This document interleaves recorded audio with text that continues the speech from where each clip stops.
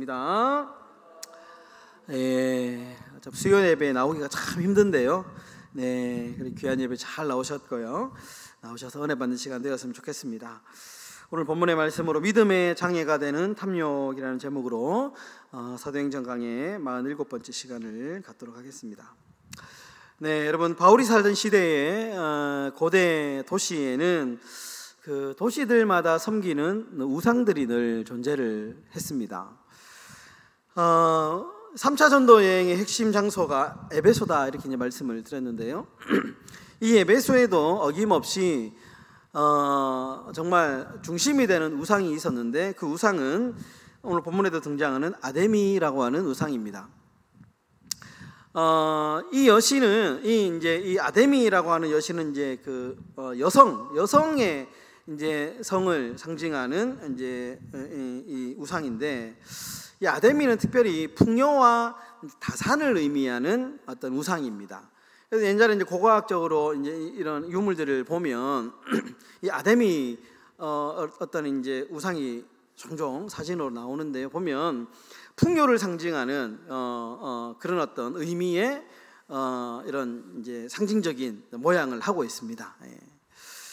그래서 이 아데미라고 하는 이 이제 우상이 에베소에서는 아주 인기가 좋았습니다.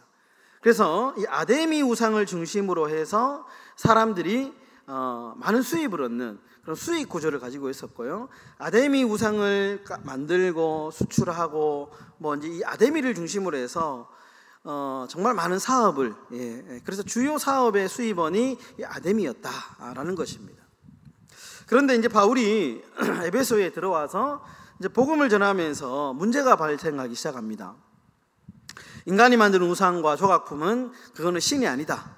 그거는 그저 조각에 불과하고 하찮은 것에 불과하다. 이렇게 막 이제 전하고 다니니까 이제 문제가 생긴 것이죠.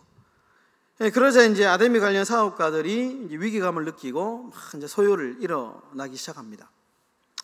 여러분, 그들의 입장에서는 당연한 거죠. 왜냐하면 자신들의 생계가 위협받는 일이기 때문에 그렇습니다. 그래서 이제 가만히 있을 수 없었던 것이고요. 결국에는 이 에베소 사람들이 이 바울을 위협하고 대적했던 가장 큰 이유가 뭐냐? 그것은 다른 문제가 아니고 돈 문제였습니다. 실질적으로 아데미를 믿는 어떤 신앙심도 깊은 것도 있었지만, 그러나 그 신앙심의 이면에는 항상 돈이 있었다라는 것입니다. 여러분, 요즘에 이단이나 어떤 우상 뒤에는 항상 돈이 있습니다. 돈의 흐름이 있다라는 것이죠. 거대한 자금이 이렇게 왔다 갔다 하는, 그래서 돈이 얽히고 설켜 있기 때문에 이 우상의 사업들, 이 이단들은 결코 그것을 끊지 못한다라는 것입니다. 그럼 가나안에 첫 번째로 입성한 이스라엘 백성들이 첫 번째 만난 성이 그 여리고 성이죠. 여리고성은 아주 견고한 성이었다, 이렇게 기록하고 있는데요. 그런데 이 견고했던 여리고 성을 아주 쉽게 정복을 합니다. 그리고 두 번째 만난 성이 뭐냐? 상대적으로 여리고 성과는 비교할 수 없는 아주 작은 아이성이라고 하는 자그마한 성이었습니다. 그런데 우리가 잘 알고 있는 대로 아이성 함락에는 실패합니다. 근데 그 실패의 원인이 뭐냐? 그 원인도 역시 돈 문제였습니다. 여호수아 7장 21절에 보시면 이렇게 말씀합니다. 내가 노력한 물건 중에 시날산의 아름다운 외투 한 벌과 은 200세겔과 그 무게가 50세겔 되는 금덩이 하나를 보고 탐내어 가졌나이다.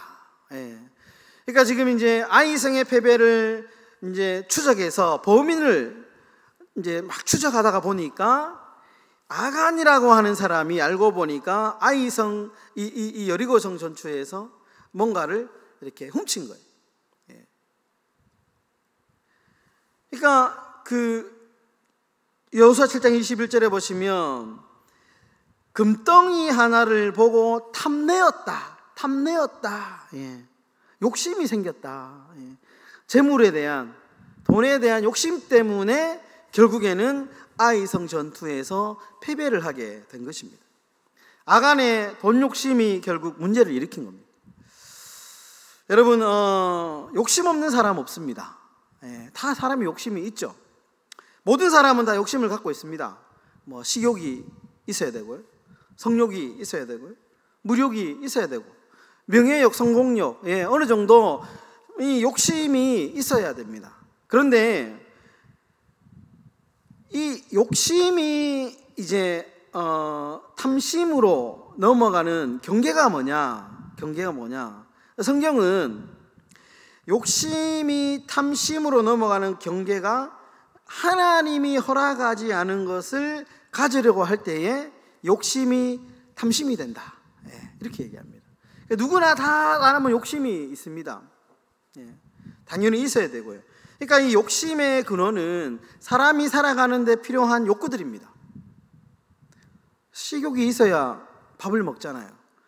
코로나 후유증, 제가 요즘에 이제 많이 좋아졌지만 코로나 후유증 중에 하나가 식욕은 있는데 입맛을 느끼지 못하는 거거든요. 그러니까 한 분이 맛있는 것을 먹어도 맛있는 느낌이 없으니까 힘들더라고요. 그러니까 식욕이 있어야지 사람이 먹고 삽니다. 성욕이 있어야지 자손이 번성하죠.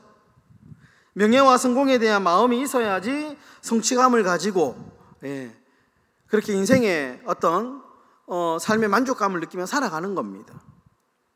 그런데 성경이 이 욕심에서 이 탐심으로 넘어가는 그 주의된 그 경계가 뭐냐? 그것은 하나님이 허락하지 않는 것을 가지려고 한다면 그것은 욕심이 아니고 탐심이 된다, 이렇게 얘기합니다. 그래서 탐심은 하나님이 그어놓은 경계선을 넘어가는 것이 탐심입니다. 하나님이 하면 안 돼, 여기까지야 라고 했는 것을 넘어가는 것이 탐심입니다.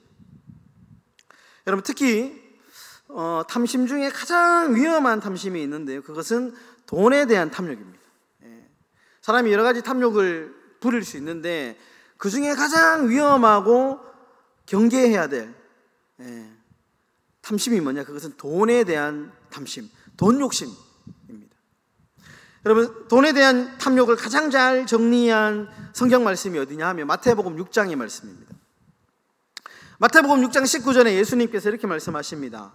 너희를 위하여 보물을 땅에 쌓아두지 말라. 거기는 점과 동록이 해하며 도둑이 구멍을 뚫고 도둑질하느니라. 여러분, 우리가 잘 아는데 돈 자체는 악한 것이 아닙니다. 가치 중립적인 것입니다. 그런데 여러분, 이 돈이라고 하는 것은 문제는 매우 불안정하다라는 겁니다. 돈이 매우 불안정합니다. 유동적입니다. 특히 여러분, 돈이 문제가 되는 이유는 사람의 눈을 흐리게 하는 것이 돈의 가장 문제입니다. 여러분, 예수님께서 마태복음 오늘 6장에서 이제 돈 얘기하시면서 6장 19절에서 돈 얘기를 꺼내시면서 갑자기 22절에 마태복음 6장 22절에서 화제를 딱 전환하면서 눈 이야기를 하십니다. 마태복음 6장 22절과 23절에 이렇게 말씀합니다. 눈은 몸의 등불이니 그러므로 내 눈이 성하면 온몸이 밝을 것이요 눈이 나쁘면 온몸이 어두울 것이니. 돈 얘기를 꺼내시면서 돈 얘기하시다가 갑자기 눈은 몸의 등불이니 눈의 얘기를 하시는 거예요. 그리고 우리가 이제 종종 이런 이야기를 합니다. 돈에 눈이 멀었다. 돈에 눈이 멀었다, 이런 얘기 하잖아요. 여러분, 우리가 돈에 욕심이 생기면 돈에 눈이 멀게 됩니다. 그러면서 이성이 마비가 되고 그때부터 이제 우리의 관점이 왜곡이 되죠. 그러면서 보이는 것마다 다 돈입니다. 돈으로 보이기 시작하는 것이죠. 이것이 돈이 우리에게 주는 가장 치명적인 공격성입니다. 심지어 우리의 신앙도 왜곡시킵니다. 삐뚤게 만듭니다. 이 돈이라고 하는 것이. 여러분, 그래서 예수님께서 마태복음 6장에 돈을 땅에 쌓아두지 말고 하늘에 쌓아두라, 이렇게 얘기하시죠. 하늘에 쌓아두라. 여러분, 이 돈을 하늘에 쌓아두라라는 말을 문자적으로 이해하면 안 됩니다. 실질적으로 우리의 돈이 이제 나중에 천국에 가면 돈이 하늘에 쌓여 있는 게 그런 게 아닙니다. 문자적으로 이해하면 안 되고, 이것은 상징적인 표현입니다. 상징적인. 재물을 하늘에 쌓아두라라는 말은 적어도 우리의 돈, 하나님이 우리에게 허락하신 이 물질을 가치 있고 의미 있게 사용해라라는 것입니다. 우리에게 주신 돈을 가치 있는 일에, 의미 있는 일에 사용해라 라는 의미라는 것이죠. 제가 이제 설교 준비하다가 오래전에 한 2007년도에 개봉했던 영화가 한 편 생각이 났습니다. 그 영화의 제목이 뭐냐 하면, 들어보면 다 아시는 영화인데요, 쉰들러 리스트라고 하는 영화입니다. 아주 유명한 영화죠.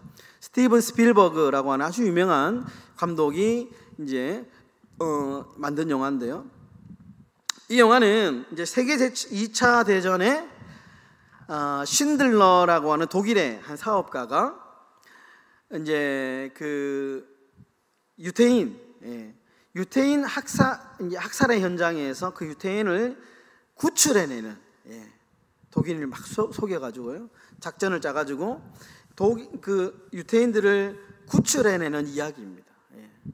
근데 그 이야기에서 이제 거기 보면 쉰들러 리스트, 그러니까 리스트는 자신이 구해내는 사람들의 이름을 작성한 리스트를 이야기하는 것이거든요. 근데 이제 자기가 어떻게든 수단과 방법을 하면서 많은 사람들을, 이제 그 강제 수용소로 끌려가는 사람들을 빼냅니다. 유능한 사람들, 뭐 이제 그러면서 이제 많은 사람들을 구출해냈죠. 그러면서 이제 영화의 말미쯤에 가면 아주 의미 있는 장면이 하나 나오는데요, 마지막에 이제 쉰들러가 더 많은 사람을 구하지 못했다는 죄책감을 느끼면서 이런 이야기를 합니다.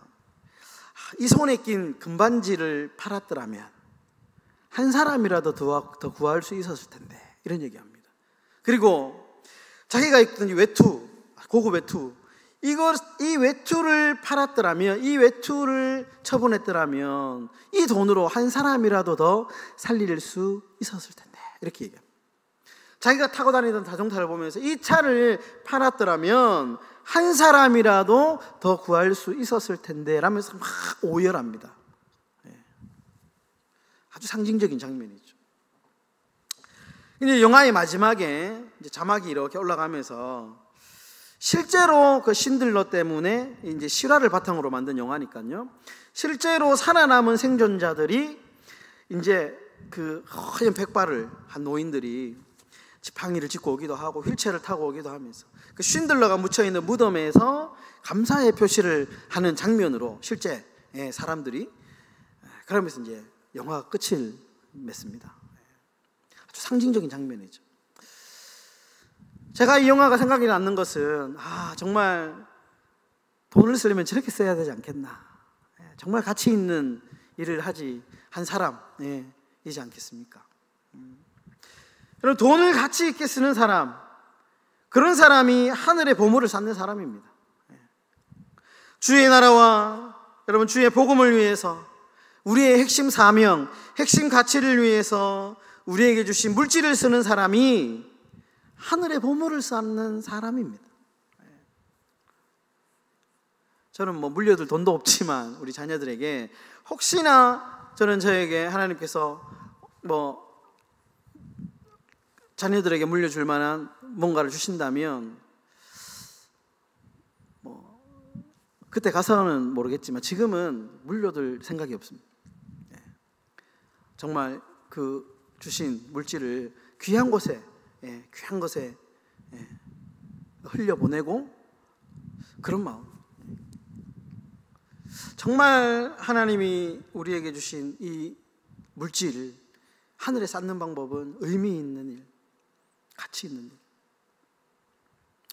일. 뭐 단편적인 얘기지만 우리 뭐 예전에 우리 교회 역사를 보니까 가시면서 이제 우리 앞전에 우리 믿음의 우리 행복한 교회 성도님들 교회를 위해서 뭐 이 의자도 헌물하셨다는 분들도 계시고 정말 다양한 것들을 헌물하시고 교회를 위해서 자신의 사재를 털어서 기꺼이 헌금하시고 이런 분들의 이야기가 우리 교회에도 있거든요.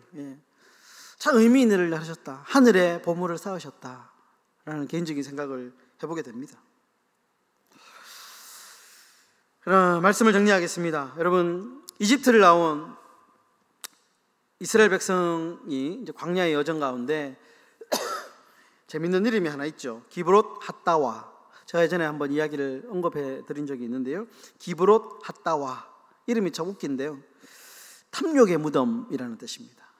이스라엘 백성들이 이제 광야에서 나왔으니까 먹을 것이 풍족하지 않으니까 막 불평합니다. 그러니까 하나님께서 메추라기 떼를 보냅니다. 그러면서 성경의 표현에 보면 이 메추라기 떼의 고기가 입에 이에 씹힐 정도로, 끼일 정도로 신불이 날 정도로 이 고기를 먹습니다. 이제 너무 이제 고기만 먹으니까 또 막 불평을 하죠. 네, 막 불평을 합니다. 그러자 하나님께서 진노하시죠. 그러면서 그들의 이제 재앙을 내리시는데 그 내린 장소가 바로 기브롯 핫다와라는 불평의 탐욕의 무덤이라는 뜻이랍니다. 탐욕의 무덤. 여러분 이 민수기 11장에 나오는 이야기인데요. 여러분 이 민수기 이야기에서 우리는 탐욕의 속성을 알 수 있습니다. 탐욕. 여러분 이 탐욕이라고 하는 것은 베풀어 주신 은혜를 불평과 원망으로 만드는 재주가 있습니다. 우리의 마음 안에 탐욕이 딱 들어오는 순간 그 이전에 그렇게 좋았던 감사, 은혜가 하루아침에 원망으로 바뀝니다.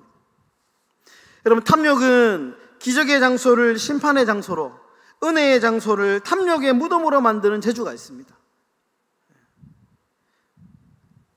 여러분 톨스토이 유명한 작가는 이런 이야기를 합니다. 자기를 희생하는 것만큼 행복한 일은 없다. 여러분 신자는 주는 기쁨, 섬기는 기쁨으로 살아가는 사람들입니다. 우리는 받는 것도 참 좋지만요, 주는 기쁨, 헌신하는 기쁨, 섬기는 기쁨으로 살아가는 백성들이 하나님 나라의 백성입니다. 우리의 정체성입니다.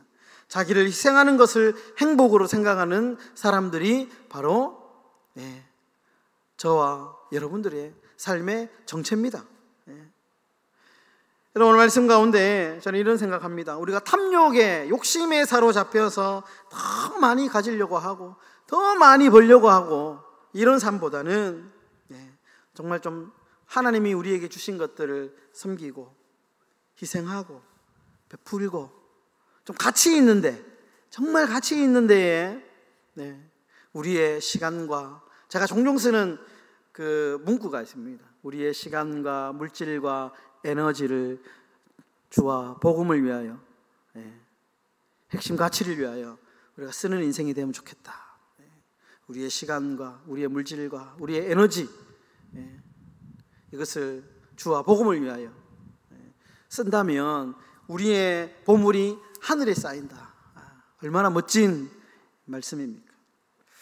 여러분 정말 움켜잡고 더 많이 가지고 살아가는 그런 어리석은 삶이 아니고요, 섬기고 나누고 베푸는 그런 자기 희생의 삶을 살아가시는 저와 여러분들의 삶이 다 되시기를 주님의 이름으로 축원합니다.